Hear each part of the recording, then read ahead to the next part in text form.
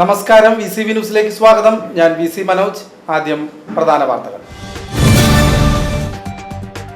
വടക്കാഞ്ചേരി ജനവാസ മേഖലയിൽ നാശം വിതച്ച് വീണ്ടും കാട്ടാനകൾ.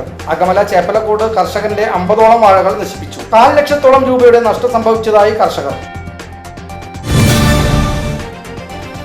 വല്ലപ്പുഴയിൽ KSRTC ബസും ലോറിയും കൂട്ടിയിടിച്ച് അപകടം. 15ഓളം പേർക്ക് പരിക്കേറ്റു. വല്ലപ്പുഴ കുറുവട്ടൂരിലാണ് അപകടമുണ്ടായത്. അപകടത്തെ തുടർന്ന് മണിക്കൂറുകളോളം ഗതാഗതം സ്തംഭിച്ചു. റേഷൻ കടയിലൂടെയുള്ള മണ്ണെണ്ണ വിതരണം നിലച്ചിട്ട് 1 വർഷം. കേരളത്തിലെ ഭക്ഷ്യ പൊതുവിതരണ വകുപ്പിന്റെ പിടിപ്പുകേടാണ് മണ്ണെണ്ണ വിതരണം നിലയ്ക്കാൻ കാരണമായതെന്ന് AKRRDA Thalappilly taluk committee president K Sethumadhavan. Thrissur government medical കോളേജിൽ യുവാവിന്റെ അക്രമം. സെക്യൂരിറ്റി ജീവനക്കാരനെ പൂട്ടിയിട്ട ശേഷം AC-ക്ക് തീയിട്ടു. സർജൻസ് കോൺഫറൻസ് നടക്കാനിരുന്ന അലുമിനി ഹാളിന് സമീപം വെള്ളിയാഴ്ച രാവിലെയാണ് യുവാവ് അക്രമം നടത്തിയത്.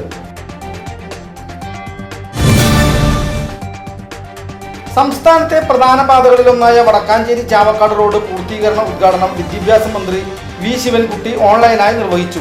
BMBC നിലവാരത്തിൽ നിർമ്മിച്ച 230 ലക്ഷം രൂപ ചെലവഴിച്ച് കാഞ്ഞിരക്കോട് തോട്ടുപാലം മുതൽ ഓട്ടുപാറ ജംഗ്ഷൻ വരെയുള്ള റോഡിന്റെ ഉദ്ഘാടനമാണ് വെള്ളിയാഴ്ച മന്ത്രി ഓൺലൈനായി നിർവഹിച്ചത്.